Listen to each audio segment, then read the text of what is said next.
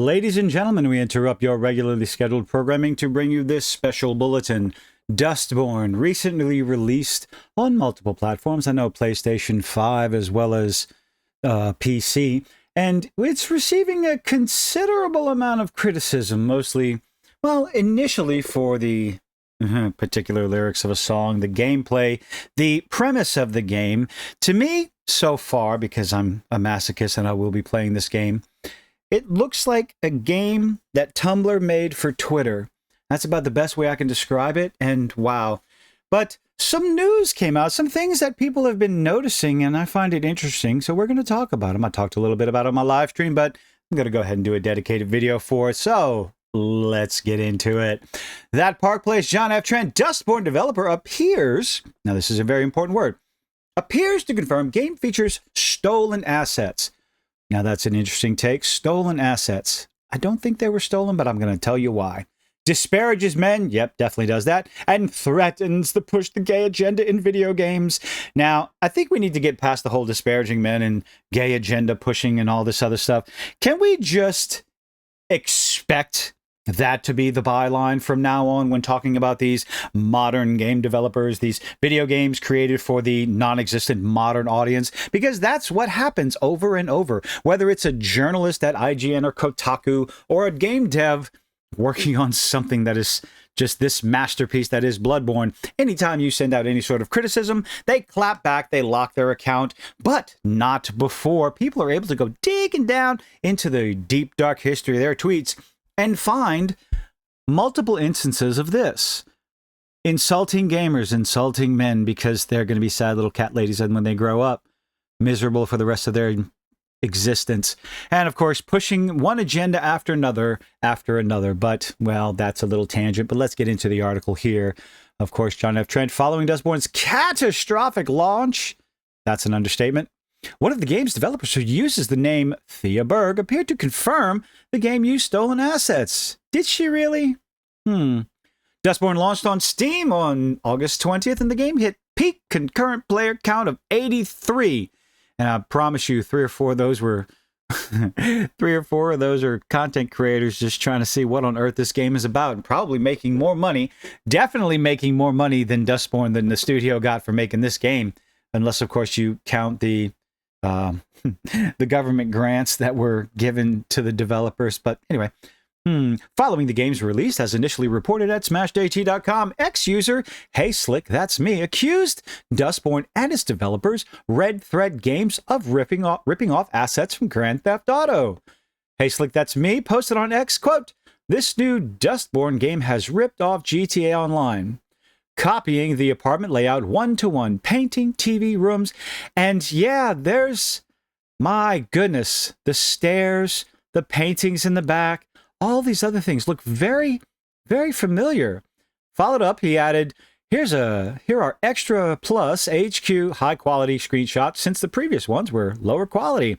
And yeah, as you can see, we got the seats in the back. We got little wall appliances in the back. Another post he made, yeah, more and more evidence. This is the one I saw. The stairs on either side of these pictures, left and right. The shelving, the TV, all these things, the wall unit, my goodness. Berg responded to the accusation, seemingly confirming it. Well, in a roundabout way, maybe. She didn't deny the accusations. This is the funniest shit I've ever seen. Dude, why do you care? Why do gamers care when you are so lazy in your development cycle that you are going to reuse assets? And I'm going to say reuse assets for a reason. Because, well, you'll see in a moment. Yes, I'm going to drag it on. Mwahahaha. Anyway, that's me being stupid. Reusing assets to push a game, gamers don't necessarily like that, appreciate that. It's disrespectful to the industry. It's disrespectful to entertainment when all you do is you either copy the layout in a far more popular and successful game, or maybe, just maybe, over here, Hey Slick, that's me, comes in, you find out that it's nothing more than an asset flip. There's a few YouTubers out there that have done much better videos talking about companies that just buy assets and flip it in a $5, $10, $20 game. And this looks to be so much the similar. Looks like the interior was based. Now, this is for Tank Frido. Thanks to Tank Frido. It looks like the interior was based on a paid asset that can be found based on? Oh, no. They bought the asset. This is it right here. It's $80. You can't see it. Let me scoot this over. Right there. It's an $80 asset. Looks like it's Turbo Squid, probably Unreal Store. I'm not entirely sure. A paid asset that apparently was modeled.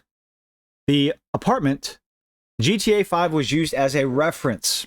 Okay. So they didn't necessarily steal the assets from GTA 5, but calling it, they went and bought the asset from the store and simply used it there. Asset flips are not appreciated in the gaming industry. It shows that you have no creativity, no imagination. You're not trying to put any effort. If you look back here, you have the two identical wall appliances in the wall. Let's go back over here. Which one is it? Let's get a good screenshot. Oh, where is it? I know I saw it. Aha, this one. If you look right here, sure. Oh no, there's two sofas right there. Let's take a look at this one. Oh, there's one seat right there, but you got the two in the back, and we have the two. You can barely see it. Oh, there's three back there. So, look, ladies and gentlemen, it's definitely different. It's not an asset flip, right? Right? Everything else is virtually the same. But, of course, you're going to deny it. But later on added, I'm sorry to inform you that GTA uses paid pre-made assets, boo. Yeah, they use their own pre-made assets from their own game.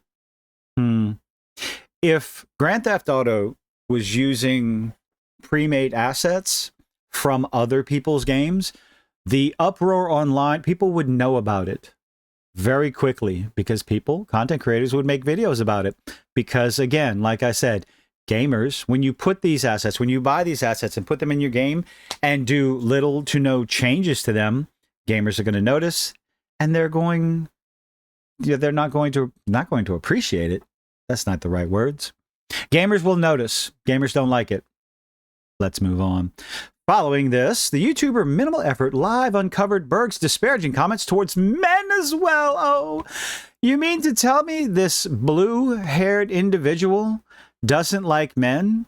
It's like a cliche. It's an unfortunate stereotype that we've gotten to this point in this timeline. Of course, going back to August 14th, when would that be? Probably years ago, but regardless, men are weak link truly. Men as a concept was cooked. My goodness. Tell me how much you love men. I will put knitting men and sexy non-binary peeps in your video game, and I will never stop.